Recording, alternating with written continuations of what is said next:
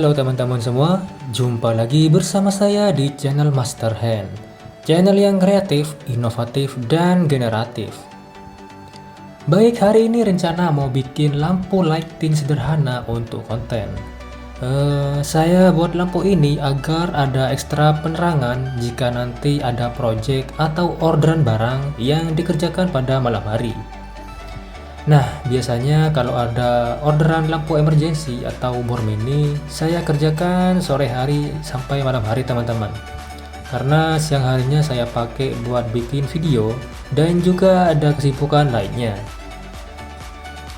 Oke, kita lanjut ke inti videonya. Untuk bahan-bahan yang digunakan dalam pembuatan lampu lighting ini, saya menggunakan kotak kardus, kemudian lampu bohlam beserta fittingnya. Lalu ada kabel steker AC yang ada on-off-nya. Kemudian ada dop atau tutup pipa PVC ukuran setengah inch. Kemudian ada kertas aluminium foil, biasanya ada di toko kue. Yang terakhir adalah kertas layangan warna putih.